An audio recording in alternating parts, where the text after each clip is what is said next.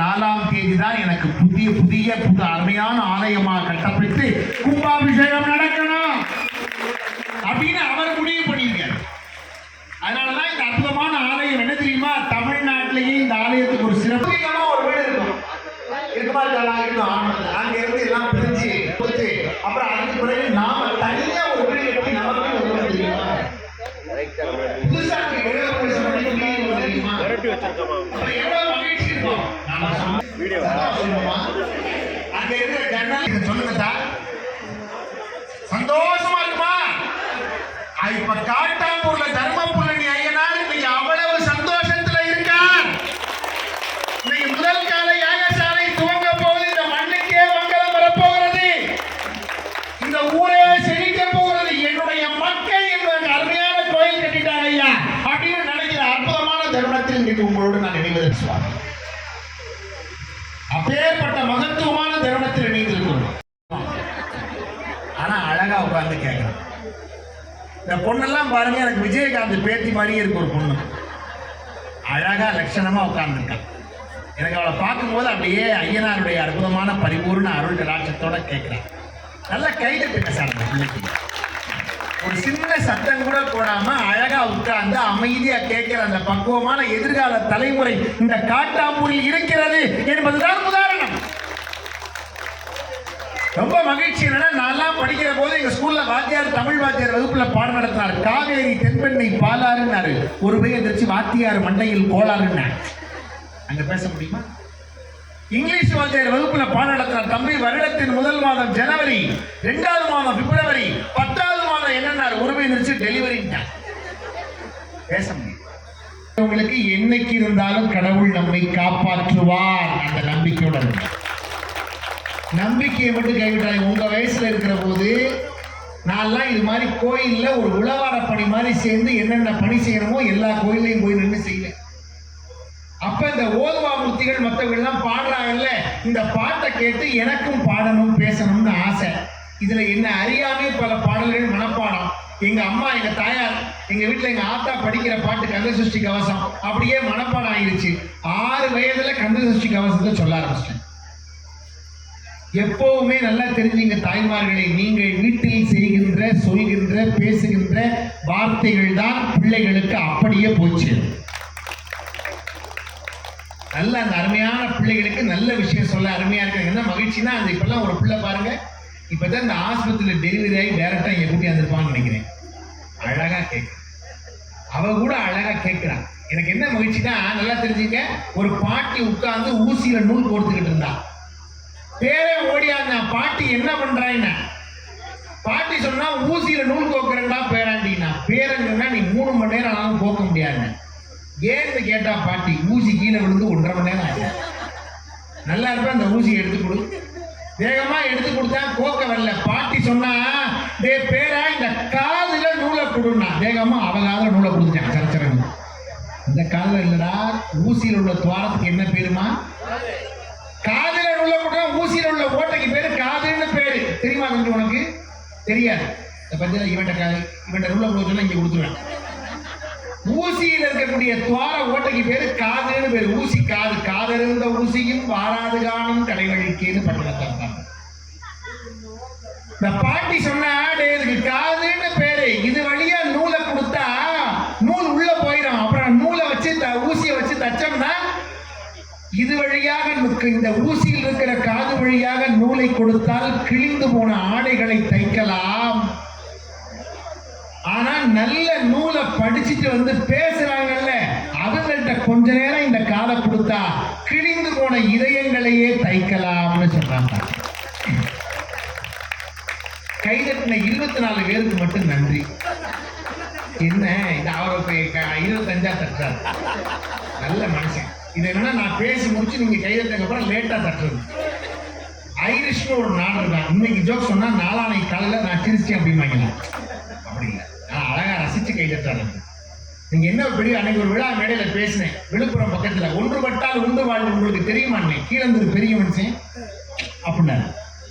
அப்படி ரசிக்கிறாங்க. அவங்க கூடி வாழ்ந்தால் கோடி நன்மை உங்களுக்கு தெரியுமா? அப்போ அந்த மனுஷன் அப்படின்னாரு. அருமையா ரசிக்கிறாரா? நான் யாதும்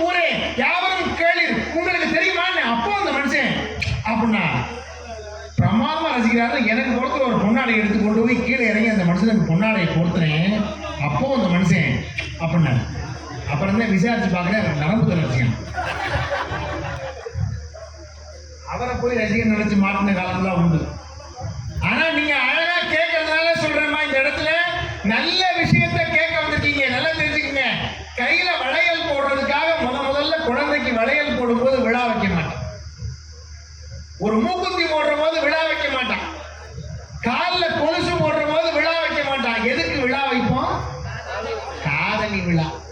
ஏன் தெரியுமா? எல்லாருக்கும் ஒரு சிறப்பு இருக்கு. எல்லாரும் காதை பாருங்க, உங்க காதை வாய்ப்பு இல்லை.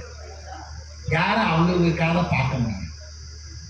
மற்ற உறுப்புகள் எல்லாத்தையும் பார்க்கறவங்க காதை பார்க்க முடியுமா? பின்பன் பார்க்க முடியாது. ஆனா காதுல ஒரு செய்தி இருக்கு. என்ன தெரியுமா? அடுத்தது காதை பாருங்களேன். அந்த காதை பார்த்தா கோயில், எல்லா கோயிலையும் இருக்க செய்தி அங்க இருக்கு. என்ன தெரியுமா? எல்லா கோயிலையும் போனா மந்திரம் எழுதி போட்டிருப்பாங்க, ஓம் நம சிவாயா. இந்த ஓம் என்கிற அமைப்பிலேயே இருக்கிற உறுப்பு காது இருக்கா? இந்த காதில் இருக்கக்கூடிய ஓம் என்கிற மந்திரத்தின் அமைப்பில் காது. பிரணவத்தின் பொருளாகவே பிள்ளையார் இருக்கார். பிள்ளையார் பட்டியல இந்த காதுக்கு ஏன் காதணி விழா வைத்தார்கள் தெரியுமா? தமிழர்கள் ஒன்றுமே தெரியாமல் இந்த உலகத்தில் பிறக்கிறவன் இந்த இறைவனுடைய நாமங்களை கேட்டு முக்தி அடைவதற்கான வழியை தருவது இந்த காது என்கிற உறுப்பு என்பதனால்தான் நல்ல செய்திகளை கேட்பது ஆன்மீக சொற்பொழிவு. நல்ல விஷயத்தை கேட்கிறோம். வாழ்க்கையில மேல்நிலை அடைவதற்கான வாய்ப்பை இந்த காதாகிய செல்வத்தின் மூலமாக அடைகிறோம். அதனாலதான் வள்ளுவர் என்ன சொல்றாரு? செல்வத்துள் செல்வம். என்ன அவ்வளவு பேரும் படிச்சிருக்கீங்க? அவ்வளவு பேரும் படிச்ச குரூப்பா இருக்கீங்க. ஆச்சரியமா இருக்கு. அன்னைக்கு ஒரு கிராமத்துல போய் கேட்டேன், பொன்னமராஜ் பக்கத்துல, செல்வத்துள் செல்வம். ஒரு அம்மா எந்திரிச்சு திருமதி செல்வம் நாடக கோஷ்டி போய் நான் கேட்டு டிவி சீரியல் கொடுத்து அங்க பேசி வெளியே வர முடியுமா? ஆனா நீங்க கேட்கறதுனால சொல்றேன் பாருங்க. ஒரு ஐயனார் கோயிலுக்குப்பா நான் 4 கேள்வி கேட்டிருக்கேன். மறந்துடப்படாது. இந்த பேச்சுல இந்த 4 கேள்வி முக்கியம். ஐயனார் கோயிலுக்கு என்ன சிறப்பு இருக்கு நல்லா தெரிஞ்சுக்கங்க. இந்த ஐயனார் எப்படி தோன்றுனா, இந்த பிள்ளைகள் இந்த கதையை மறக்க கூடாது. நான் பேசின இந்த விஷயத்தை. ஐயனாருக்கு ஒரு பேர் என்ன தெரியுமா? ஹரிஹரபுத்திரன்னு பேரு, சாஸ்தான்னு பேரு, ஐயன்னு பேரு. ஏன் இந்த சிறப்பெல்லாம் உண்டவருக்கு தெரியுமா? சாத்தன்னு பேரு. இதெல்லாம் தமிழ்ல சிலப்பதிகாரத்திலேயே இவருடைய சிறப்புகள் சொல்லப்பட்டிருக்கு. பாசாண்ட சாத்தன்னு பேரு. ஏன் சாஸ்தான்னு பேரு? கேரளால கூட இவரை சாஸ்தான்னு சொல்லுவாங்க. உண்மைதானே? உண்மையா இல்லையா? உண்மை. சாஸ்தா, ஆரியங்காவு சாஸ்தா. சாஸ்தா சாஸ்தான்னா என்னன்னா, சாஸ்திரங்களை கற்று தேர்ந்தவர் தான் சாஸ்தா. கல்வி கேள்விகளில் வல்லவர், ஆற்றல் மிக்கவர், விண்ணாறு நோக்கி பாயும் திரளுடையராயினும் கண்ணால் நோக்கி கடுநகை புரிவார் என்று வளையாபதி சொல்கிறது. விண்ணாறு நோக்கி விரலுடையராயினும்னா வான்வெளியில் போகக்கூடிய ஆற்றலுடைய ஒரு பெரிய ஒரு மனிதன் அங்க போனாலும் கூட இந்த இடத்துல உட்கார்ந்து கண்ணால பார்த்து கடுநகை புரியக்கூடிய ஆற்றலுடையவன் இந்த சாஸ்தா. அப்பேற்பட்ட ஆற்றல் வாய்ந்தவன். நல்லா தெரிஞ்சுங்க. இந்த ஐயனாருடைய வரலாறு என்ன? நீங்க முதல் கால யாக வேள்வி ஆன்மீக சொற்பொழிவுல ஐயனாருடைய பிறப்பை தெரிஞ்சுக்க போறோம். ஐயனார் பிறப்புக்கு 2 விதமான கதை இருக்கு. முதல் கதை உங்களுக்கு சொல்ல போறேன். முதல் புராண கதை எப்படின்னா, அமிர்தத்தை பெறுவதற்காக பார்க்கடலை கடைந்தார்கள் ஒரு கதை. கேள்விப்பட்டிருக்கீங்களா? எத்தனை பேர் கேள்விப்பட்டிருக்கீங்க? கை தூக்குங்க பார்க்கலாம். இந்த ஊர்ல மொத்தம் ஒரு 7-8 பேர் கடைஞ்சிருக்கீங்க ஏற்கனவே. இப்ப நான் கடையலாம், ஒன்றும் பிரச்சனை இல்லை. தெரியாத நிறைய பேர் இருக்கீங்க. அதாவது தேவர்களுக்கும் அரக்கர்களுக்கும் ஒரு பெரிய பொக்கிஷமா பார்க்கடலை மந்திரமலையை மத்தாக்கி வாசுகி என்கிற பாம்பை கயிறாக கொண்டு மந்திரமலையை கடைந்தார்கள். எதுக்குன்னா அந்த பார்க்கடல்ல இருந்து செல்வங்கள் எல்லாம் கிடைக்குங்கிறதுக்காக எல்லாம் கடைந்தார். அப்ப அந்த வாசுகிங்கிற பாம்பு அப்படி பிடிச்சி இழுக்கும் போது அதனுடைய நாவின் வழியாக விஷத்தை கட்டுது. எது? வாசுகிங்கிற பாம்பு. நான் கேள்வி கேட்பேன், அப்படியே கண்ணத்தை பார்த்து என்னை பார்த்து உட்காரப்படாது. என்ன பிள்ளையார் சொல்லி கொலக்கட்டை வந்திருக்கேன், சந்தோஷமா சிரிச்சு கேட்கணும். நான் கேட்கிற கேள்விக்கு சரியா தம்பி? இப்ப என்னாச்சு? இந்த நாகத்தை ஒரு பக்கத்துல வால், ஒரு பக்கத்துல தலை, ஒரு பக்கம் வால் இருக்க பக்கம் பூரா தேவர்களாக இருக்கக்கூடிய வானில் இருக்கக்கூடிய தேவர்கள் இந்த பக்கத்தை பிடிச்சு கொண்டார்கள். அரக்கர்கள் தலைப்பக்கத்தை பிடிச்சு கொண்டார்கள். மந்தர மலையை எடுத்து கடலுக்குள்ள வச்சு பார்க்கடலை கடைகிறாங்க.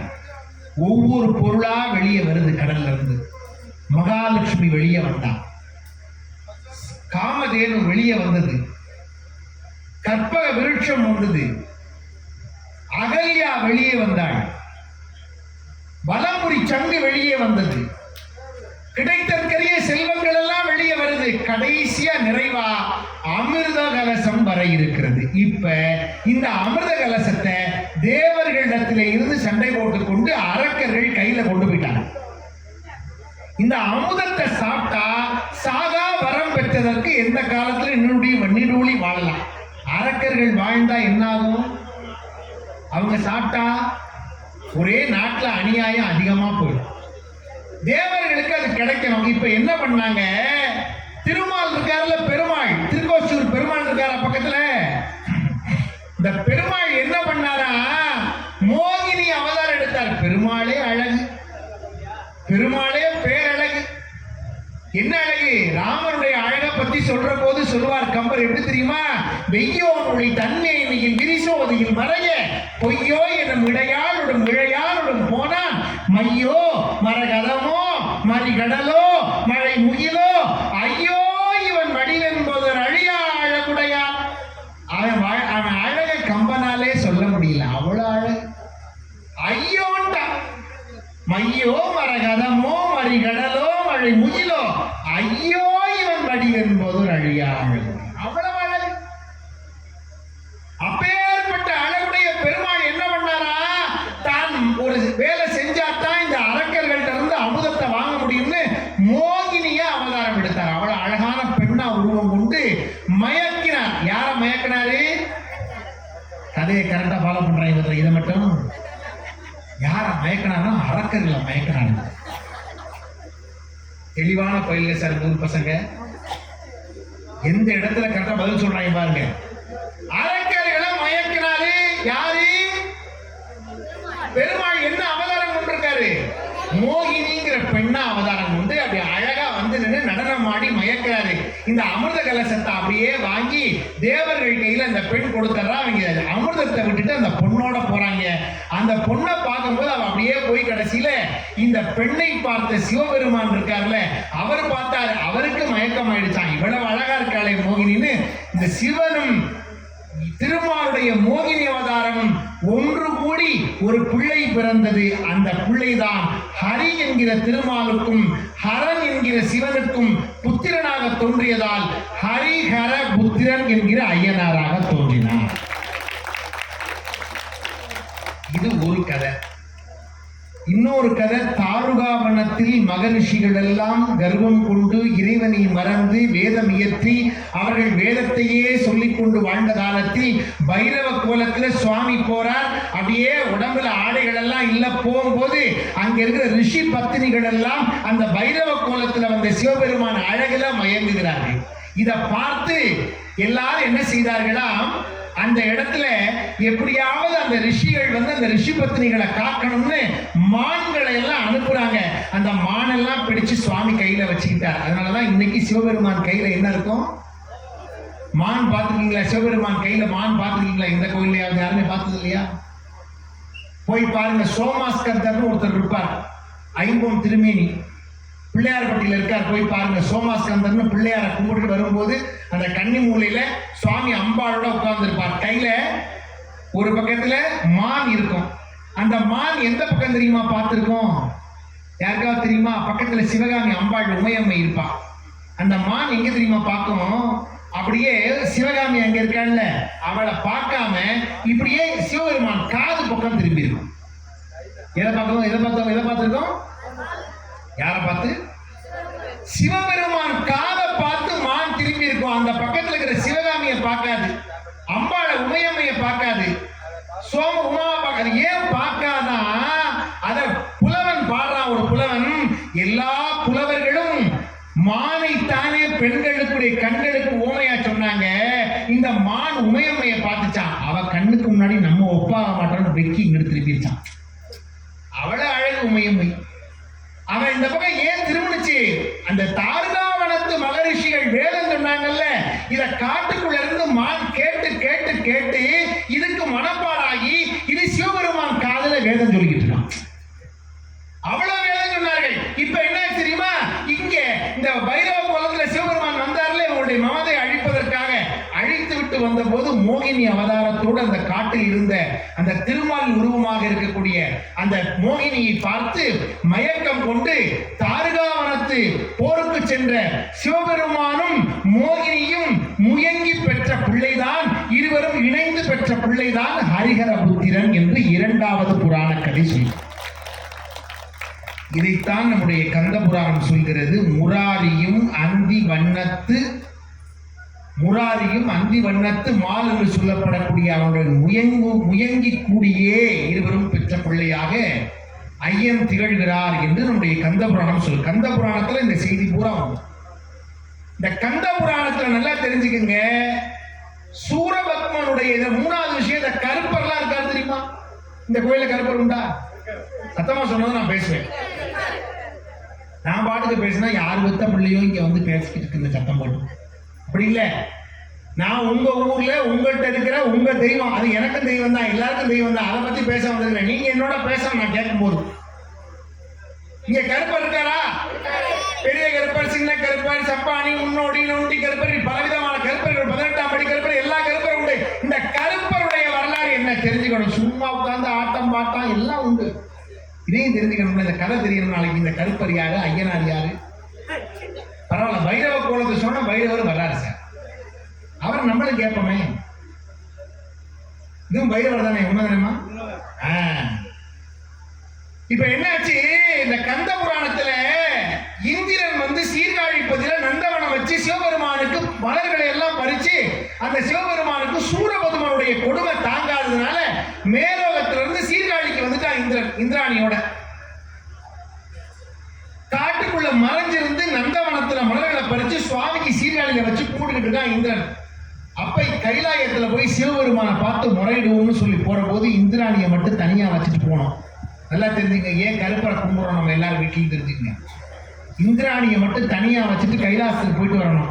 அப்பதான் நம்முடைய சாஸ்தாவை கூப்பிட்டார்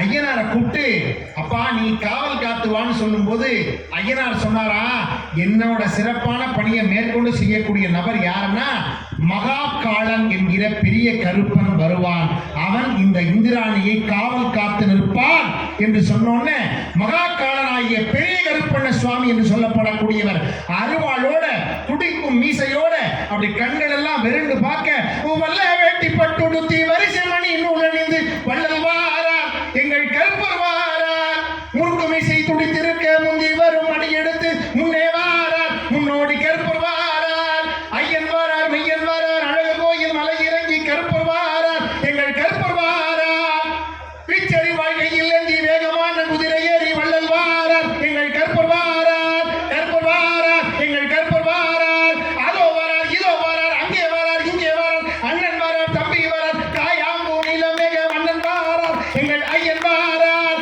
ஐயன் வாரார், மெய்யன் வாரார், ஐயன் வாரார், மெய்யன் வாரார், காயாம்பூ நிலமேக அண்ணன் வாரார், எங்கள் கருப்பர் வாரார். வந்து கருப்பர் வந்து நின்னாராம். அப்படியே அருமையான காட்சியோட அவன் இந்திராணி இருந்தா, பக்கத்துல அயோமுகி துன்முகின்னு 2 பேர் அரக்கிகள் வந்து இந்திராணியை தொந்தரவு பண்ணாங்க. இந்திரன் மேல போயிட்டான் கைலாசத்துக்கு. அப்ப 2 பேருடைய கரங்களையும் கருப்பர் வெட்டி வீழ்த்தி இந்திராணியை காவல் காத்தார். அதனாலதான் இன்னைக்கும் தனியா வீட்டுல பெண்கள் பிள்ளைகளை வச்சுட்டு வியாபாரத்துக்காக கணவன்மார்கள் போறோம் இல்ல, நகரத்தாரா இருக்கட்டும் இல்ல எல்லா சமூகத்தாரா இருக்கட்டும், அயல் நாடுகளுக்கு போனவங்க, இங்க இருக்கிறவங்க எல்லா சமூகமும் கருப்பரை ஏன் கும்பிடுறோம்னா, தனியாக வீட்டில் இருக்கும் பெண்களுக்கு துணையாக நிற்பவன் கருப்பன். இத கந்த புராணம் சொல்லுது. அதனால இதெல்லாம் எதுக்குன்னா வரலாற்று செய்தியோட புராணத்தோட இதிகாசத்தோட நம்ம தெரிஞ்சுக்கணும். இப்பேற்பட்ட ஆற்றலுடையவர் இங்க இருக்கிற ஐயனார், இங்க இருக்கிற கருப்பர். நல்லா தெரிஞ்சுக்க, ஒரு செய்தி உங்களுக்கு சொல்றேன். நேரத்துக்கு நான் பேச ஆரம்பிச்சு 1/2 மணி நேரம் ஆச்சு. கந்த புராணத்தை பற்றி பேசியிருக்கிறேன். உங்களுக்கு சொல்ல வந்த செய்தி ஐயனாருடைய வரலாறு தோற்றத்தை சொல்லியிருக்கிறேன். சிலப்பதிகாரத்தில் ஒரு செய்தி இருக்கு. இந்த ஐயனார் எவ்வளவு பெரிய அருளாற்றல் வாய்ந்தவர், சாதாரணம் இல்லை. ஒரு கதை சொல்ல போறேன் உங்களுக்கு. சிலப்பதிகாரத்தில் உள்ள கதை. மாலதின்னு ஒரு பெண்ணை, என்னப்பா யார் பேரு? மாலதி. எதுல உள்ள கதை இந்த கதை? அப்பப்ப நீங்க இந்த கேள்வி கேட்கணும், இல்லைன்னா அப்படியே அசந்து தூங்கிடுவாங்க. வாத்தியார் ஸ்கூல்ல கேட்டாரு, டேய் அவன் எழுப்புறா தூங்குறான்னு இருக்காரு. அதுக்கு இவன் சொன்ன, தூங்க வைக்கிறது நீங்க, எழுப்புறது நானா பண்ணிருக்கேன். பசங்க விவரமான பயில்லையா, நீங்க கேட்கறதுனால சொல்றேன் பாருங்க. இப்ப நீங்க தெரிஞ்சுக்க போறீங்க. சிலப்பதிகாரத்துல மாலதின்னு ஒரு பெண் இருந்தா. அவளுடைய கணவனுக்கு மாலதியும் இன்னொரு ஒரு பெண்ணும் கணவன், ரெண்டு மனைவி அவனுக்கு.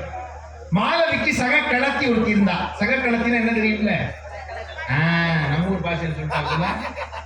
சக கடத்தின்னு தமிழ்ல அழகா சொன்னா சக்கடத்தி. சக கடத்தி. கடத்தின்னா என்ன அர்த்தம்னா, கடத்திரம்னா தாலி கட்டுறோம்ல, இதுக்கு பேரு களத்திரம்னா திருமண பந்தத்தை ஏற்படுத்துகிற அமைப்புன்னு பேரு.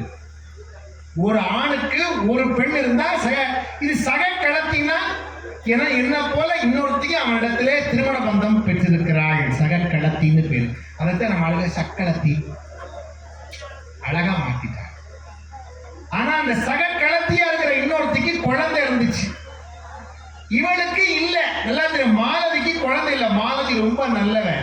அவன் என்ன பண்ணாலாம், ஒரு முறை இந்த குழந்தைய கையில வச்சு பால் கிண்ணத்துல கொடுத்துட்டு சங்குல கொடுத்துக்கிட்டு இருந்தான். 2000 வருஷத்துக்கு முன்னாடி உள்ள கதை இப்போ உங்களுக்கு சொல்றேன். அம்மா அந்த ஒரு நிமிஷம், ஒரு எனக்காக 2 நிமிஷம் அமைதியா கேளுங்க. 2 நிமிஷம்.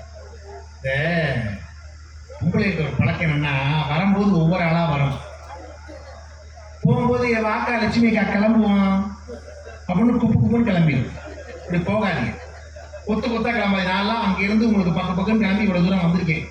நீங்க இப்படி கொத்தா கிளம்பி நான் என்ன பண்றது? நல்ல செய்தியே நம்ம எல்லா நாளும் இதே சோறு, இதே குழம்பு, இதே ரசம், இதே சாப்பாடு தான் சாப்பிடணும். நல்ல செய்தியை கேட்போமே. நான் சொல்றது உண்மை இல்லையாமா? என்னன்னா, இந்த மாலதிங்கிற பெண்ணுக்கு குழந்தை இல்லை. சகக்கிழத்தி தன் கணவனுடைய மாற்றாள். தன் கணவனுடைய இன்னொரு பெண்ணுக்கு குழந்தை இருக்கு. அந்த குழந்தைய பாசத்தோட சங்கல பால் கொடுத்தா. அந்த நேரம் பாருங்க, அவளுக்கு விதி. இந்த கொடுத்த பால் தொண்டையில போய் விக்கி அந்த குழந்தை இறந்துச்சு. பொண்ணு விட்டோம்னு சொல்லுவாளே. சகக்கிழத்தினுடைய பிள்ளைய நம்ம கையில வச்சு பால் கொடுத்து அது இறந்தா என்ன ஆகும் நிலைமை? ஆண்டவா, இது யாருக்கும் தெரியாம எப்படியாவது சாமியை கூடணும்னு அந்த சிலப்பதிகாரத்துல பூம்புகார்ல நிறைய கோயில், காவிரி பூம்பட்டம் இருந்த கதை. அந்த ஊர்ல எல்லா கோயிலுக்கும் அந்த பிள்ளைய தூக்கிட்டு ஓடுறா. அமரதரு கோட்டம், வெள்ளாமை கோட்டம், இந்திரன் கோட்டம், வச்சிரர் கோட்டம், சந்திரன் கோட்டம், எல்லா கோயில், அருகன் கோட்டம், வேல்படை கோட்டம், எல்லா கோயில். கோட்டம்னா கோயில்னு பேரு. இப்பவும் காஞ்சிபுரத்துல குமரக்கோட்டம்னு முருகன் கோயில் இருக்கு. மெட்ராஸ்ல கந்த கோட்டம்னு இருக்கு. கோட்டம்னா கோவில்னு பேரு. கோவில்ல போய் எல்லா கோயிலையும் சாமியை போட்டு கெஞ்சா, சுவாமி இந்த பிள்ளையை காப்பாத்துங்க, இந்த பிள்ளையை காப்பாத்துங்க, இதுக்கு உசுறு கொடுங்க சாமி. நடக்குமா சொல்லுங்க, யாராவது நடக்குமா? நடக்காதா? நடக்காது அப்படிங்கிறது நம்ம மனசுக்குள்ளது. சுவாமி நினைச்சா நம்ம கையில எதுவும் இல்லையே. ஒரு எறும்பு, சின்ன எறும்பு இருக்குல்ல தம்பி, இன்னைக்கு சொல்றேன், அந்த எறும்பு போய்கிட்டு இருக்குல்ல, அந்த எறும்பை காலால மிதிச்சா என்ன ஆயிடும்? சொல்றா தம்பி, செத்து போயிடும். என்ன அதுல இருந்து அந்த எறும்புல இருந்து எது போயிடும்? உசுறு போயிடும். திரும்ப அந்த உசுரை நீ கொடுக்க முடியுமா? அதை நடக்க வைக்க முடியுமா? முடியாது. அப்ப நம்ம அதை செய்யலாமா, செய்யக்கூடாதா?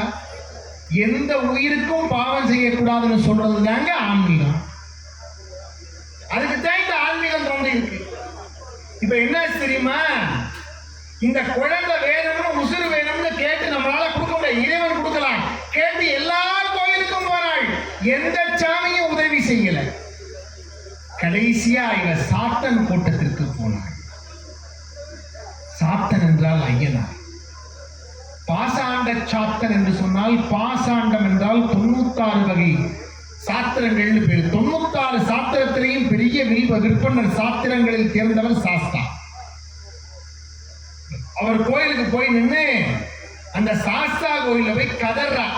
அப்ப அந்த சாஸ்தாவும் உதவி செய்யாம நிக்கிற போது இருட்டி போயிடுது. அப்ப இடாகினின்னு ஒரு பேய் வந்து இந்த குழந்தை கையில இருக்கிற அந்த மாலதி கையில இருக்கிற குழந்தை, இறந்து போன குழந்தைய வாங்கி, எனக்கு உணவு கிடைச்சிருச்சு, நான் சாப்பிட்றேன், இதுக்கு உசுரெல்லாம் எந்த சாமியும் தராது, உனக்கு எந்த தெய்வம் உதவி பண்ணாது, போ அப்படின்னு சொல்லி அந்த குழந்தைய வாங்கி சாப்பிட்டேன்.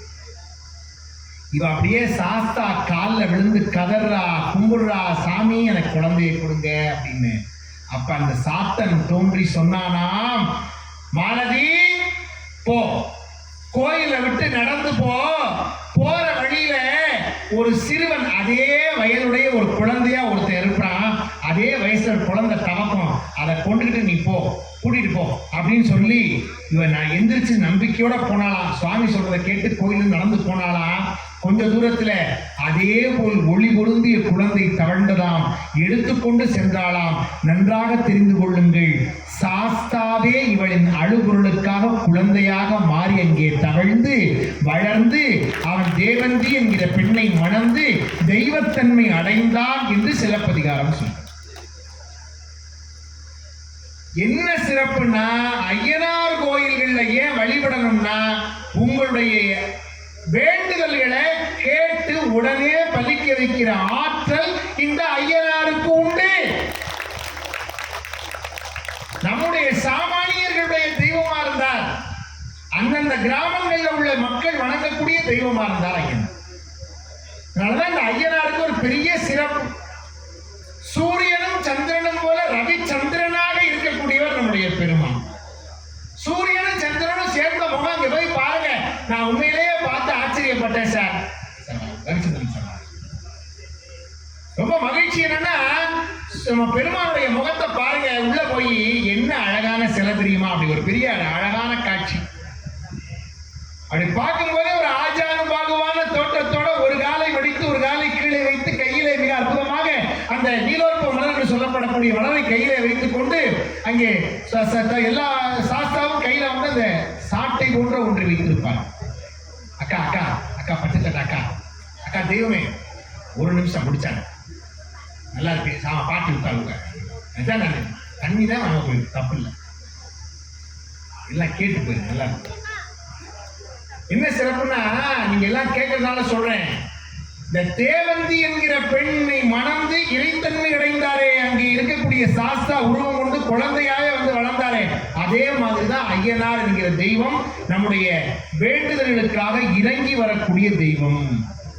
அதனால ஏன் மற்ற கோயில் கும்பாபிஷேகத்தை விட ஐயனாருக்கு சிறப்புன்னா, இப்ப நான் கதை சொல்லிட்டேன் உங்களுக்கு, நீங்களே புரிஞ்சுக்குவீங்க என்ன சிறப்புன்னா.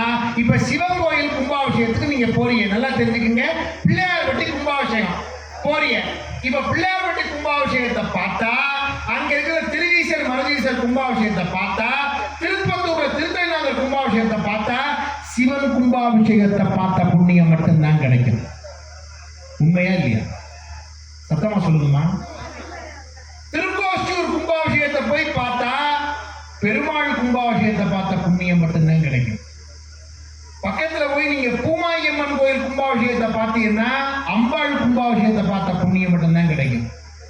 நீங்க ஐயனார் ஹரிஹரபுத்திரன் கும்பாபிஷேகத்தை பார்த்தா ஹரியும் ஹரனுமாக இருக்கிற சிவ வைணவத்தின் இரண்டிற்கும் ஒருங்கு சேர்ந்த அனைத்து தெய்வங்களுடைய அருளையும் பார்த்த ஒரே கும்பாபிஷேக பலன் இந்த ஹரிஹரபுத்திரனாக இருக்கிற ஐயனாரை பார்த்தால் கிடைக்கும். அதுலேயும் சாதாரண ஐயனாரா, தர்ம புல்லணி ஐயனார், மேற்கு நோக்கி இருக்கக்கூடியவரா? உண்மைதானையா? ஒரு தெய்வம் வந்து எல்லா ஊர்களையும் கிழக்கு நோக்கி தான் பெரும்பாலும் இருக்கும். மேற்கு நோக்கி இருக்காருன்னா பவர் கூட, சக்தி கூட. வைத்தீஸ்வரன் கோயில்ல போங்க, சுவாமி திசை மாறி இருப்பார். திசை மாறி இருக்கிற சுவாமிக்கு சக்தி கூட. திசைகளை மாற்றி இருக்கிற தெய்வங்கள் அருளாற்றல் வாய்ந்தவர்கள். அங்க போய் உங்க வேண்டுதலை வச்சா பலிக்கும். 10 ஆண்டு காலம் இங்க இருந்து இப்ப பாருங்க, 25 ஆண்டு காலமா 30 ஆண்டு காலமா தெரியல. ரொம்ப ஆச்சரியம் என்னன்னா, இங்க இருக்கிற யாருமே இந்த கோயில் கும்பாபிஷேகத்தை இதுக்கு முந்தி பார்த்ததே இல்லை. இப்ப இந்த தலைமுறைக்கு மட்டும் இந்த ஐயனார் இந்த பாக்கியத்தை கொடுத்திருக்காங்க.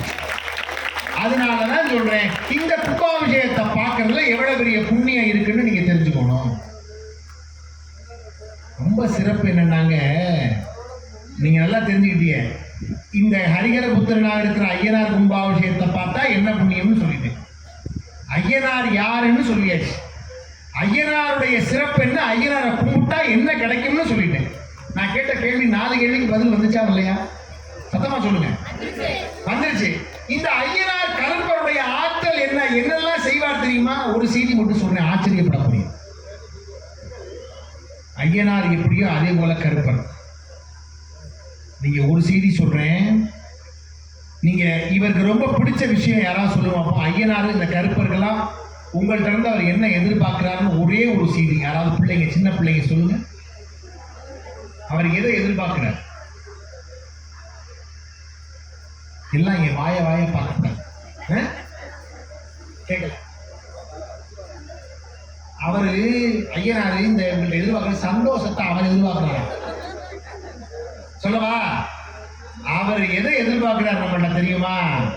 சத்தியத்தையும் தர்மத்தையும் எதிர்பார்க்கிறார். ஏழை எளியவன் பணக்காரன் என்பதெல்லாம் ஐயனாருக்கு முன்னாடி ஒண்ணும் கிடையாது சார். நீ ஏழையா இருக்கலாம், ஒண்ணும் இல்லாம இருக்கலாம், நீ உண்மையா இருந்தீங்கன்னா உன் வீட்டு வாசல்ல வேலைக்காரனா வந்து நிற்பார். சுவாமி அதானே. ஒரு ஏழை கிழவி வண்டி கிழவிக்கு பிட்டு மண் சுமந்து பிட்டு வைக்கிறதுக்காக போய் நிக்கலையா சிவபெருமான்? அதானே ஆன்மீகம். என் கூட கண் பார்வை தெரியாத ஒருத்தர் பழனிக்கு நடந்து வந்தார்.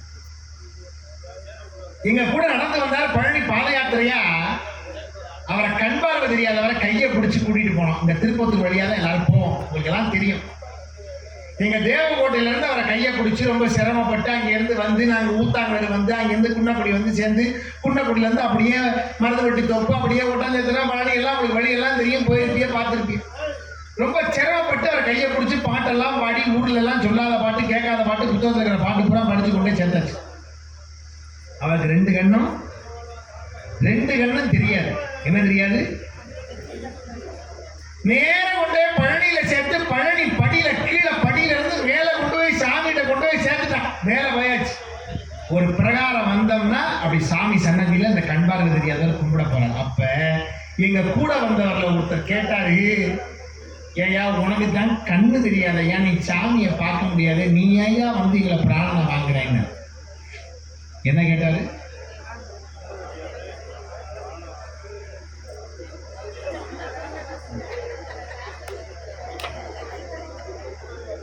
அந்த அம்மா சொல்லுது என்ன கேட்டா பாயாசம் கேட்டான். அதானம்மா? என்ன கேட்டாரு? என்ன கண்ணு தெரியாதவன் வந்து ஏயா உனக்கு கண்ணுதான் தெரியாது, நீ சாமியை பார்க்க முடியாதையா, நீ ஏயா வந்து இங்க உதிரை வாங்குற பிராணம் வாங்க, நீ சாமியை பார்க்க முடியாதையா கேட்ட கேள்வி கரெக்டா இல்லையா? ஆனா கண் பார்வை தெரியாதவர் சொன்னார், எனக்கு கண்ணு தெரியாது, நான் சாமியை பார்க்க முடியாது, ஆனா முருகன் என்னைய பார்ப்பேன்ல. நல்லா தெரிஞ்சுக்குங்க, இறைவன் நம்மை பார்ப்பது போல வாழ்க்கை வாழ வேண்டும். நாம போய் முண்டிக்கிட்டு போய் எல்லாரையும் தள்ளி விட்டு முன்னாடி போய் சாமியை பார்க்காதீங்க. அத சாமி விரும்பல. கடைசி அனுக்கிறீல்ல, உங்களுக்கு தான் முதல்ல அருள் புரிவார். அவன் தான் தெய்வம். அப்படி அருள் புரியலன்னா அவன் தெய்வம் இல்லை. நீ கடைசியா நிக்கிறியா, அவனை கூப்பிடுறான் முதல்ல, அவன் ஏம்டாள்றான் அப்படின்னு சொன்னாத்தான் அவன் இறைவன். எல்லாருக்கும் மறைச்சு முதுக காட்டினான்னு வச்சுக்கோங்க, அவனுக்கு சாமி முதுக காட்டினான். உண்மையா இல்லையாமா? உண்மையா நம்ம நிறைய விஷயத்த வீடுகள்ல எப்படி இருக்குமோ இருந்துக்குங்க, கோயிலுக்குள்ள வர்றோமா மற்றவர்கள் எல்லோரும் மனமகிழும்படி நாம நடந்தால் நம்ம வாழ்க்கையை சுவாமி மகிழ்விப்பாரியா. கோயிலுக்குள்ள போய் இந்த சண்டீஸ்வரர் ஒரு சாமி இருப்பார், சிவன் கோயில்ல பார்த்திருக்கீங்களா? அன்னைக்கெல்லாம் ஒரு பையன் போய் அந்த சண்டீஸ்வரர் முன்னாடி போய் நின்று டப்புன்னு தட்டினா கைய. நான் அமைதியா தியானத்துல விரண்டு, என்னப்பா சாமின்னு. இல்ல அவர் செகுட்டு சாமி அப்படின்னா. ஏன்பா அவர் செகுட்டு சாமி? என்னம்மா இது போமா அது போயிடும், அது ஒண்ணும் வேண்டாம், நான் பாத்துக்கிறேன், ஒண்ணும் வேண்டாம், கவலைப்படாத, அங்கிட்டு பார்க்காத, இவன் என்னைய பாரு, சரியா? இப்ப என்னாச்சு, எனக்கு மாடு விரட்ட வேலை வந்துச்சு, கடைசியா அதான் மிச்சம், அதையும் பார்த்துட்டு போயிருவேன், அது தப்பு இல்லை. இப்ப என்ன சார் ஞாபகமா எடுத்து செகிட்டு சாமி கதையை விட்டாங்க. சண்டீஸ்வரரை செகிட்டு சாமின்னா நான் உடனே கேட்டேன்ப்பா, செகிட்டு சாமி இல்ல, நல்லா தெரிஞ்சுக்க, நல்லா இன்னும் கையெல்லாம் தட்டப்படாது ஏமாலாம். அவர் யார் தெரியுமா? சண்டீஸ்வரர் சிவபெருமான் வந்து பெரிய சேவை பண்ண ஒரு பெரிய தொண்டர், உத்தர சண்டீசர்னு பேர். ஏன் சண்டீசர்? சண்டீசர்ங்கிறது ஒரு பதம். சண்டேஸ்வர பதம்னா என்னன்னா, கோயிலுடைய பொருட்களை பாதுகாக்கின்ற ஒரு பெரிய பாதுகாவலர். அவற்றை கோயில்ல இருந்து போகும்போது, சுவாமி நான் எதையுமே எடுத்துட்டு போகலன்னு கையில கொடுத்த விபூதியை கூட தட்டிட்டு போயிடணும். என்ன பண்ணிட்டு போயிடணும்? கோயில்ல விபூதியை கூட கொண்டு போகாம, சாமி நான் ஒண்ணும் கொண்டு போகல. நல்லா தெரிஞ்சுங்க, இன்னைக்கு சொல்றேன் உங்க எல்லாருக்கும் இந்த வாய்ப்பு இங்க கிடைச்சிருக்கு. கண்ணதாசன் மதுரை கண்ணதாசன் தெரியுமா? ஒரு ஊர் பக்கத்து ஊருக்காரு, சிறுவடப்பட்டி சொந்த ஊரு. கண்ணதாசன் மதுரை மீனாட்சி அம்மன் கோயில் போனாராம். ஐயர் எல்லாம் உள்ள போனோம்னா நம்ம ஐயர்கள் வந்து மீனாட்சி சன்னதி இருப்பாங்கல்ல, அவர்கள்ட்ட போய் முதல்ல மதுரைக்கு போனா மீனாட்சியை தான் முதல்ல கும்பிடணும். யார முதல்ல கும்பிடணும்? மீனாட்சியை போய் பார்த்தா அப்படி அழகா நிக்கிறா. பச்சை கிளிகளுக்கு பாவையவள் இதழ்களுக்கு உச்சி முதல் உள்ளங்கால் வச்சுக்கிற வேறழகு அச்சுதனின் தங்கையவள் அச்சரமே அழகழகு மிச்சமில்ல மீனாட்சியின் அச்சத்தை போக்கியவாய் வாழ்வு உச்சத்தை காண வைப்பான்னு மீனாட்சியை பார்த்தா கும்பிட்டாரியா. அப்படியே ஐயர் ஓடியாந்து அப்படி குங்குமத்தை கொடுத்தாரு, அழகா நெத்தியில வச்சார். அப்படியே வெளியே வந்தாரு பாருங்க. வந்த உடனே ஒரு ஐயர் வரிசையா நின்று அப்படியே பக்கத்துல விபூதியை எடுத்து, அண்ணா இந்தாங்க. ஐயர் இவரும் பார்த்தோம்னா விபூதி எடுத்து கொடுத்தாரு, வாங்கி பூசிட்டார். அடுத்துதான் எங்க போறாரு? சொக்கனை பார்க்க போறாரு, சுந்தரேஸ்வரரை பார்க்க போறாரு. அங்க போனா சொக்கனை பார்த்தாச்சு, சுந்தரேஸ்வரர் தீபம் ஆகுது. இவர் போன தீபத்தை காட்டுறாங்க. வெளியே வந்தாரு, விபூதி ஐயர் கொடுத்தாரு. கண்ணதாசன் வேண்டாம்னு. ஏன் தெரியுமா? சிவன் கோயிலுக்குள்ள விபூதியை கூட ஒரு தவணை தான் வாங்கணும், இன்னொரு தவணை வாங்கப்படாது. பிரசாதத்தை 2வது தவணை கை நீட்டின்னு வச்சுங்க. புளியோதரை கொடுக்குறாங்க, சக்கரை பொங்கல் கொடுக்குறாங்க. சாமி எனக்கு இன்னொன்னு தாங்களே, இந்த வீட்டுல இந்த அவங்களுக்கு கொண்டு போகணும், 3வது வீட்டுல கொண்டு போகணும், 4வது வீட்டுல கமலா வாசல்ல காத்திருக்கோம், இந்த அது கொண்டு போய் இந்த பணியாரத்தை கொடுக்கணும், இது கொண்டு வடையை கொடுக்கணும் வாங்கினா உனக்கு சகல பாவமும் சேர்ந்து வருது வீட்டுக்கு அர்த்தம். கோயில் பிரசாதத்துக்கு 2வது முறை கை நீட்டுகிறவனுக்கு இறைவன் உதவி செய்வதில்லை. உனக்கு நீ பிணிய கொண்டு போறேன்னு அர்த்தம். கோயில்ல இருந்து தேவகோட்டையில ஒரு பெரிய செட்டியார் திருவேடகம் கோயில் திருப்பணி பண்ணார், பெரிய பணக்காரர். எல்லாம் தெரிஞ்சுக்கணும். திருவேடகம் எந்த ஊர்ல இருக்கு? திருவேடகம் திருவேடகம் இருக்கு.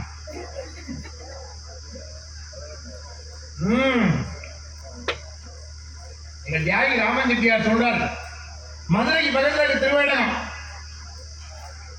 தேவகோட்டையில இருந்து போய் திருப்பணி பண்ணார் திருவேடகத்துல செட்டியார். அப்ப பக்கத்திலேயே அவங்களுக்கு அது மாதிரி திருவையாத்துல திருப்பணி பண்ணாங்க. திருவையாத்துல திருப்பணி பண்ணும் போது பாருங்க, செட்டியார் அந்த ஆட்சியும் போய் பக்கத்துல திருப்பணி பங்களான்னு ஒரு பங்களா, அவங்க போய் தங்குறதுக்கு ஒரு வீடு ஒண்ணு கட்டினாங்க. அப்ப பார்த்தாரு, குளிக்கிற பாத்ரூம்ல ஆட்சி அழகா அந்த மஞ்சள் உடைக்கிறதுக்கு ஒரு கல்லு ஒண்ணு உணவு புதுசா வச்சிருந்தாங்க. செட்டியார் கேட்டாரு, இது என்னன்னு கேட்டாரு. இல்ல சிற்பி செதுக்கிட்டு இருந்ததுல இந்த கல்லு நிச்சயமா துண்டா இருந்துச்சு, இந்த மஞ்சள் உடைக்கிறதுக்காக கல்லு வாங்கி அந்த இருந்துச்சாச்சு. செட்டியார் சொன்னாராம், உன் சீதன பணத்துல இருந்து தண்டமா சிவன் கோயில் திருப்பணிக்கு இவ்வளவு ரூபாயை பணம் கூட இந்த கல்லை கொண்டே கோயில போடு, கோயில் பொருள் வீட்டுக்கு வந்தது தப்புன்னாராம். சிவனுடைய பொருளை மீண்டும் நாம் வீட்டுக்கு தர்மமா செஞ்சதுல இருந்து பலன் வீட்டுக்கு அடையப்படாதுன்னு சொல்லி அறிவுறுத்திய பெரியவர்கள் இந்த மண்ணில் வாழ்ந்தார்கள். அதனாலதான் இந்த மாதிரி கோயில்கள் எல்லாம் நாம இறைவனுடைய பொருள் இறைவனுக்கு தான், நாம அதை வந்து தொடக்கூடாது. அதைத்தான் சண்டீஸ்வரத்தை கையை தட்டிட்டு வர்றோம். நல்லா தெரிஞ்சுக்கங்க. இந்த கருப்பருடைய சிறப்பு சொன்னேன் பாத்தீங்களா? நான் பேச ஆரம்பிச்சு மிகச்சரியா 50 நிமிஷம் ஆச்சு.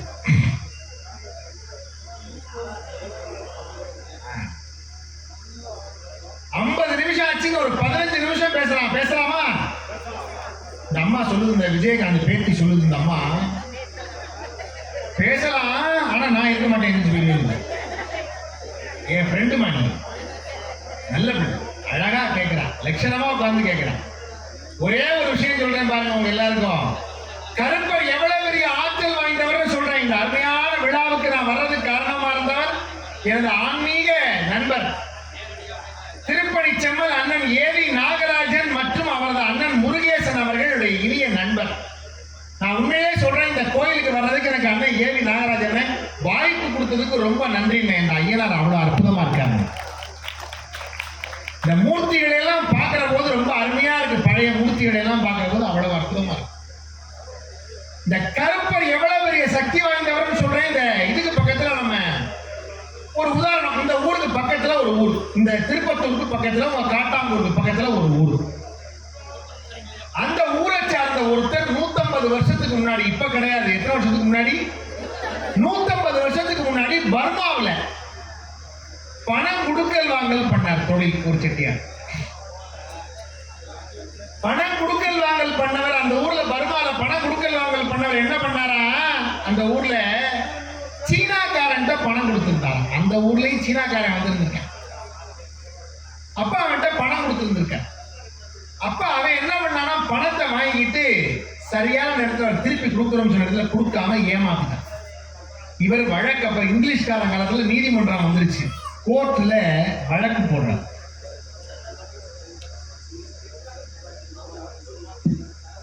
அப்ப வழக்கு போடுறான், கோர்ட்டுக்கு போயிடுச்சு கேஸ். அவனை வர சொல்றாங்க, இவர் போறாரு, நிக்கிறாரு. உடனே ஜட்ஜி கேட்கிறாரு, அப்பா நீ பணம் கொடுத்தேன்னு சொல்றீங்களப்பா செட்டியார் ஐயா, பணம் கொடுத்தீல்ல, யாரு சாட்சின்னு கேட்டார். இவர் சொன்னாரு, எப்பவுமே நான் பணம் கொடுத்தா நான் கும்பிடுற குலதெய்வமா இருக்கிற எங்க கருப்பர் பேரை சொல்லி நினைச்சுட்டு தான் கொடுப்பேன், இந்த பணம் திருப்பி எனக்கு வரணும்னு. எங்க கருப்பன் தான் சாட்சின்னார். உடனே இவர் கேட்டாரு, வெள்ளைக்கார ஜட்ஜு, உங்க கருப்பன் எங்க இருக்கேன், அவன் ஆதார் கார்டு கொண்டாங்க, அட்ரஸ் கொடு. உண்மையான விஷயம் தான், ஆதார் கார்டு கேட்கற நகைச்சுவையா சொல்றேன், அட்ரஸ் கொடு, சாட்சி சொல்றதுக்கு அவரை வர சொல்லணும், சம்மன் அனுப்பணும். நடந்த நிகழ்ச்சி உண்மை, நான் பொய் சொல்லலைங்க, கதை பேசல. நடந்த நிகழ்ச்சி. பர்மாவில இருந்து, கோர்ட்ல இருந்து, பர்மாவில இருந்து இங்க உங்க திருப்பத்தூர் பக்கத்துல உள்ள கோயிலுக்கு, அந்த கருப்பர் கோயிலுக்கு சம்மன் வருது. எப்படி சாட்சி சொல்றதுக்கு அங்க வர சொல்லி. என்னங்க நடக்கிற சங்கதியாங்க, நடந்த நிகழ்ச்சி. அங்கே இருந்து வருது, தந்தி உண்டாந்து இங்க சேருது. வாங்கினா கோயில் வேளாறு வாங்கி பாக்குறாரு, என்னையா தந்தி என் கையில உணவு. அந்த காலத்துல தந்தினா உசுறு போயிடும். இப்ப தந்தி துறையே ஒழுங்கிருச்சு. இப்ப எல்லாம் SMS வாட்ஸ்அப்ல வந்துச்சு, டப்புன்னு நினைக்கிறேன் அடுத்த நிமிஷம் போயிடுது. எல்லாம் உலகமே வாட்ஸ்அப் காலமா மாறிடுச்சு. முன்னாடிலாம் புருஷன் பொண்டாட்டிக்குள்ள கல்யாணம் பண்ணி போனவங்களுக்குள்ள சண்டையா இருந்தா, இந்த பொண்டாட்டி அப்பாவுக்கு ஒரு கடிதாசி கடையில வாங்கி எழுதி 3 நாள் கழிச்சு அந்த போஸ்ட் பண்ணா, அது 6 நாள் கழிச்சு போய் சேர்ந்து அதை அவங்க படிச்சு திரும்ப அவங்க அங்கிருந்து கிளம்பி 15 நாள் கழிச்சு வாழறதுக்குள்ள இவங்க மறுபடியும் சேர்ந்து ஒன்னா சேர்ந்துருவாங்க. இப்ப டப்பு டப்புனு வீடியோ காலில் பேசி உடனே வந்து மெக்கானிக் கோர்ட்ல போய் 3ஆவது டைவர்ஸ் வாங்கிட்டு போயிட்டாங்க. அன்னைக்கு இந்த காலங்கள் மெதுவா இருந்ததுல ஒற்றுமையா இருந்தாங்க. இன்னைக்கு அப்படி இல்லையே. அப்ப என்ன பண்ணாரா, சம்மன் அனுப்புனாங்க. வேளாறு வாங்கினாரு. வாங்கினோன்னு என்னென்ன விளக்கம் சொல்ல சொன்னாங்க. விளக்கம் சொன்னாரு. சொன்னவரு, இந்த கோயில்ல உள்ள கருப்பரை அங்க சாட்சி சொல்றதுக்கு வர சொல்லியிருக்காங்க. கோயில்ல உள்ள கருப்பர் கோர்ட்டுக்கு சாட்சி சொல்ல வரணுமா? சரி, நம்ம என்ன கருப்பை போய் சொல்லிக்குவான் வா அப்படின்னு குடுனாக்குவாங்க. அனுப்பின தந்தி சம்மன் இருக்குல்ல, அதை கொண்டாந்து அந்த கருப்பருடைய இதுல படியில அவருடைய சன்னிதானம் வச்சுட்டாங்க. கருப்பா நீ காப்பாத்துக்க அப்படின்னு சொல்லிட்டு அந்த இடத்துல வேளாண் அப்படியே உணர்வு பூர்வமா சொல்லிட்டு அப்படியே வச்சுட்டு போயிட்டாங்க. நீங்க நம்ப மாட்டீர்கள், சரியான நாள் வந்தது. அன்றைக்கு நீதிமன்றம் கூடியது. அந்த தினத்தன்றைக்கு அந்த கருப்பனுடைய பெயரை சொல்லி அமீனா அழைத்தார். சாட்சி சொல்றதுக்கு வாங்கன்னு சொல்லி. கருப்பனுடைய பெயர் சாம்பிராணி வாசகர், சாம்பிராணி வாசகர், சாம்பிராணி வாசகர் அப்படின்னு சொன்னோன்னே நீதிமன்றம் முழுவதும் சாம்பிராணி புகை சூழ்ந்து கொண்டு வந்தேன்டா கருப்பன், கொடுத்த பணம் உண்மையிடான்னு சாட்சி சொன்னாராம் கருப்பன். நினைத்து பார்க்க முடியுமா? நம்பியவர்களுக்கு அருள் கொடுப்பவன் கருப்பன், ஓடி வந்து உதவி செய்பவன் கருப்பன், நம்பிக்கையோடு அருள்பவன் கருப்பன். அதனாலதான் கருப்பனுடைய திருவடிகளை பற்றுகின்றோம். யாருமே சாட்சி வேண்டாம், காத்துல வந்தா அந்த இடத்துல செய்தி சொல்லி போயிடுவான் கருப்பன். நாம இருக்கிற இடத்துல நினைச்சா அவன் அருள் கொடுப்பான் கருப்பன். அதனாலதான் இந்த ஆன்மீகம் இன்னைக்கு தழைக்குது, இன்னைக்கு அது பேசப்படுதுன்னு சொன்னா நல்லா சொல்றேன், தெரிஞ்சுக்குங்க. நான் கோயில் கோயிலா நம்ம தவத்து சிவத்திரு பிச்சை குருக்கள் அவர்கள் இந்த கோயிலுக்கு கும்பாபிஷேகம் பண்ண வர்றாங்கன்னா சாதாரண விஷயம் இல்லை. ராமேஸ்வரத்துக்கும் காசிக்கும் கும்பாபிஷேகம் பண்ண ஒரே தமிழர், ஒரே இந்தியர் பிள்ளையார்பட்டி பிச்சை சிவாச்சாரியர் அவர்கள் தான். அவர்களுடைய கரங்களால இந்த அருமையான இந்த ஐயனார் கோயிலுக்கு கும்பாபிஷேகம். இந்த கும்பாபிஷேகத்தை நீங்க பார்க்க போறீங்கன்னு சொன்னா நல்லா தெரிஞ்சுக்க ஒண்ணு சொல்றேன். இத்தனை ஆண்டு காலம் கழிச்சு இந்த கும்பாபிஷேகம் பரிபூர்ணமா வேண்டிக்கிங்க. ஆண்டவா, எல்லாருக்கும் துன்பம் இருக்கும், எல்லாருக்கும் கஷ்டம் இருக்கும், எல்லாருக்கும் இடர்பாடுகள் இருக்கும், எல்லாத்தையும் நீக்கி எனக்கு சுமைய குறை ஆண்டவா நீ பாத்துக்க. அப்பா எல்லாத்தையும் மீட்டு எனக்கு நல்லதை கொடு, என் பிள்ளைக்கு உடம்பு சுகத்தை கொடு, எனக்கு நல்ல பிள்ளை வாக்கியத்தை கொடு, எனக்கு வாழ்க்கையை நல்லா ஆக்கி கொடு, என் மகனுக்கு கல்யாணத்தை கொடு, என் மகனுக்கு நல்லதை கொடு, எனக்கு நல்ல வாய்ப்பை கொடு, வேலை வாய்ப்பை கொடு, எல்லா துன்பங்கள் எதிரிகளுடைய துன்பத்தை எல்லாம் ஒழி உன் திருவடியை வேண்டும் அப்படின்னு வேண்டுனா அந்த இறைவன் அருளக்கூடியவன். அதனால அவன் பிரார்த்தனை அன்னைக்கு வைங்க. கும்பாபிஷேகத்தோட சிறப்பு என்னன்னு சொல்லிடுறேன். இந்த கும்பாபிஷேகத்துல நீங்க அறிவியல் உபகரணங்கள் நிறைய இருக்கு. நான் பேசுனது இப்ப பதிவாகுது. கேமராமேன் நின்று எடுத்துட்டு இருக்கார். அவர் கையில இப்ப செல்போன் வச்சு பார்க்கிறார். அவர் கையில வாட்ச் கட்டியிருக்கார். அவர் இன்னைக்கு எல்லாம் டெக்னிக்கலா உள்ள எல்லா விஷயங்களோடையும் நிற்கிறார். இன்னைக்கு ரொம்ப அருமையா நான் பேசுற செய்தி உங்களுக்கு போய் சேருது. இது எல்லாத்துக்கும் காரணம் என்னன்னா சயின்ஸ். சயின்ஸ் இல்லைன்னா ஒரு காரியம் நடக்குமா சொல்லுங்கம்மா? அறிவியல் இல்லாம இந்த உலகம் இருக்குமா? நீங்க பேசினாத்தான் நான் பேசுவேன். அறிவியல் இல்லாம நடக்குமா நடக்காதா? நடக்காது அப்படின்னு நினைக்கிறீங்கல்ல. இப்ப நான் ஒரு கேள்வி கேட்கிறேன் உங்களை பார்த்து. இந்த கும்பாபிஷேகத்துல அந்த மேல குடத்துல தண்ணி ஊத்துற போது நீங்க பத்திரிகையில போட்ட எல்லாரும் வரலாம், வர முடியாம போகலாம். நான் பல கோயில்ல கும்பாபிஷேகம் வரணில பார்த்திருக்கேன். குடத்துல தண்ணி எடுத்தோன்னு மேல கருட பகவான் வந்து வட்டம் விடுறாரு. இதை எந்த அறிவியலாலையும் கண்டுபிடிக்க முடியலையே. இது எந்த அறிவியல் நிகழ்த்துது? அப்ப அறிவியலை மிஞ்சி ஆன்மீகம் வெல்கிறது என்கிற தத்துவத்தை இந்த கும்பாபிஷேகம் உணர்த்துகிறது. நம்ம கருட பகவான் வந்து வட்டம் விடுறாருன்னா இந்த கும்பாபிஷேகத்தை 33 கோடி தேவர்கள் ஏற்றுக்கொண்டு விட்டார்கள் என்று மக்கள் எண்ணுகிறார்கள் என்றால் அப்பேற்பட்ட சிறப்பு இந்த கும்பாபிஷேகத்தில் இருக்கிறது. நல்லா தெரிஞ்சுக்குங்க. புல்லால கோயில் கட்டினா இந்த கோயில் கட்டினவங்க கோயில் கைலாசத்துல போய் சில ஆண்டு காலம் இருக்கலாம். புல்லினால் வருடம் கோடி, கோடி வருஷம் கைலாசத்தில் இருக்கலாம். கூரையால கோயில் கட்டணும். புல்லினால் வருடம் கோடி. மண்ணால கோயில் கட்டினா அந்த காலத்துல மண்ணால கோயில் உண்டு. இப்பெல்லாம் மண்ணால யாரும் வீடு கோயில்லாம் கட்டுறது இல்லை. மண் கோயில். மண்ணால கோயில் கட்டினா புல்லினால் வருடம் கோடி, புது மண்ணால் 10 கோடி வருஷம் இருக்கலாம். புல்லினால் வருடம் கோடி, புது மண்ணால் 10 கோடி, தெள்ளிய செங்கலாலே செய்த பேர் 100 கோடி. 100 கோடி வருஷம் கைலாசத்தில் இருக்கிற பாக்கியம் இந்த ஊர் மக்களுக்கு பூரா உண்டு. இதே இந்த செலவக்கல் வெள்ளக்கல் இருக்குல்ல, இதுல கோயில் கட்டினா கைலாசத்திலேயே நித்தியபதியா எப்பவுமே இருக்கலாம். புள்ளினால் வருடம் கோடி, புதுமண்ணால் 10 கோடி, தெள்ளிய செங்கலாலை செய்த பேர் 100 கோடி, அல்லியம் கோதை வாகற்க ஆலய மடாலயங்கள் கல்லினால் சமைத்த பேர்கள் கையிலை விட்டு அகலார்தானே. இதெல்லாம் நம்முடைய கும்பாபிஷேக சாஸ்திரங்கள் சொல்கிற செய்தி. அதனால என்ன ஒரு விஷயம்னா, கும்பாபிஷேகம் பார்த்தா ஒண்ணும் இல்ல, இந்த 2 கை தனித்தனியா இருக்கா. நான் இப்ப என்ன பண்றேன், உங்களை பார்த்து கும்பிடுறேன். தனித்தனியா இருக்கிறத ஒண்ணு சேர்த்தா அதுக்கு பேர் என்ன? கும்பித்தல். கும்பித்தல் என்பது கும்பிடுதல். கும்பாபிஷேகம்னு அது ஏன் வருது? இந்த கோவிலில் இருக்கக்கூடிய சுவாமியினுடைய அந்த விக்கிரகத்துல அங்கிருந்து கலாகர்ஷணம் பண்ணி குடத்துல கொண்டாந்து சுவாமி அருளை இன்னைக்கு ஏற்றிடுவாங்க. எப்ப கலாகர்ஷணம்? இன்னைக்கு தானே. என்னைக்குதான்? இன்னைக்கு தான். இன்னைக்கு தான் கலை இறக்குறாங்க. நான் திருப்பணவாசல் அண்ணா வந்திருக்காரா? கலாகர்ஷணம் சொல்லப்படக்கூடிய கலை இறக்கி சுவாமியோட அருள் அந்த குடத்துல இறக்கி அங்கே இருந்து கொண்டாந்து இங்க வைப்பாங்க. சுவாமி நல்லா தெரிஞ்சுக்கங்க, எத்தனையோ வருஷம் கழிச்சு இன்னைக்கு சிறப்பு. நல்லா நான் சொல்றதை நீங்க கவனமா கேட்கணும். இங்க நீங்க அமைதியா நின்று எல்லாத்தையும் பார்க்கணும், இங்க வரணும். எத்தனையோ நூற்றாண்டுகள் யாருக்குமே தெரியாத காலத்துக்கு நடந்த நிகழ்ச்சி.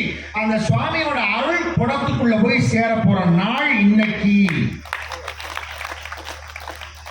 அங்கிருந்து மேலதாளத்தோட மல்லாரி வாசிச்சு யாகசாலைக்கு வந்து 3 நாளைக்கு சுவாமி 1, 2, 3 3ஆம் தேதி போயிடும். நல்லா தெரிஞ்சுக்கங்க, பிம்பத்தில் இருக்கும் அருளை கும்பத்தில் கொண்டு போய் சேர்க்கிற நாள் இன்றைக்கு. கும்பத்தில் இருப்பதை மீண்டும் பிம்பத்திற்கு கொண்டு போகிற நாள் 4ஆம் தேதி. இந்த 3 நாள் சுவாமி இந்த யாகசாலையில உங்க முன்னாடி அற்புதமா ஆனந்தமா இருக்க போறார். அவருக்கு என்னெல்லாம் நடக்க போகுது? பிச்சை சிவாச்சாரியருடைய மாணாக்கர்கள் அற்புதமா வேதங்களை சொல்லி, எல்லா விதமான சாஸ்திரங்களையும் சொல்லி, சுவாமிக்கு தேவையான சிவாமுகங்கள் எல்லாம் சிவ ஆகமங்களை சொல்லி, தமிழ் திருமுறை பாடல்கள் திராவிட கானங்களை பாடி, சுவாமிக்கு தேவையான இசைகளை எல்லாம் சமர்ப்பிச்சு, சுவாமிக்கு தேவையான எல்லாவற்றையும் விருப்பப்படி கொடுத்து, அங்க இருக்கிற அக்னிக்கு எல்லாத்தையும் ஆகுதி செய்து, எல்லா விதமான 108 திரவியாகுதிகளை எல்லாம் சுவாமிக்கு அங்கே ஆகித்து, திரவியாகுதிகளை எல்லாம் சிறப்பா செய்து, பூர்ணாகுதி செய்து, நிறை வேள்வி என்கிற பூர்ணாகுதி செய்து, தீபாராதனை செய்து, மிக சிறப்பாக நம்முடைய இந்த விழா 6 கால யாக வேள்வி, 6 கால யாக வேள்வியோடு செம்மையோடு செய்யப்பட இருக்கிறது. ஆகையினால இன்னைக்கு மாலையில துவங்கி கும்பாபிஷேகத்தன்னைக்கு காலையில 6ஆம் காலம் பூர்த்தி. எல்லாத்தையும் பாருங்க, உங்களுக்கு எல்லா செல்வமும் கிடைச்சு சுவாமியோட அனுகிரகத்தோட இந்த கோயில்ல பார்த்தேன். எல்லாமே புதிய மூர்த்திகள், ரொம்ப அழகா புது புலிவோட ஆலயம் அமைய பெற்றிருக்கு. என்னுடைய அருமை நண்பர்கள் நிறைய பேர் இங்க பார்த்தேன்.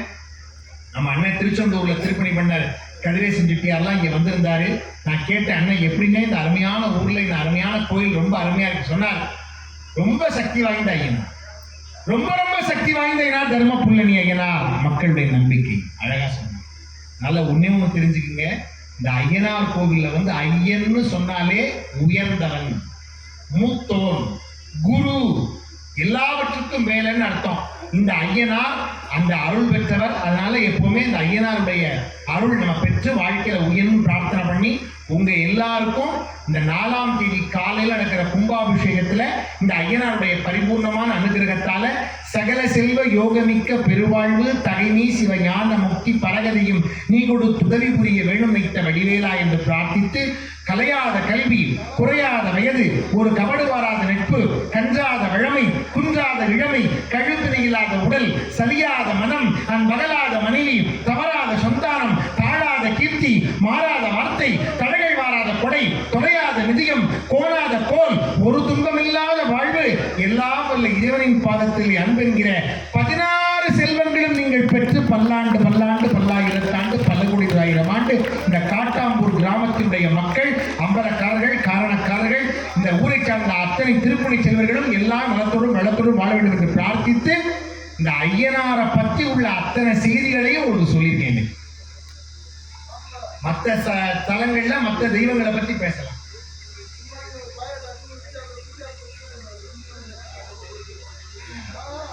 சுவாமிக்கு ஒரு கட்டுப்பாடு, இந்த குளத்துல உள்ள மீனை கூட இங்க இந்த சுவாமி தான் எல்லாத்துக்கும் பொறுப்பு. யாரும் இங்க தொடக்கூடாதுங்கிற அளவுக்கு சுவாமி உக்குருவமா இங்க இருக்காருன்னா அவ்வளவு பெரிய சக்தி வாய்ந்தவர் தர்மபுல்லனி. இந்த செய்தி அண்ணன் சொன்னாங்க.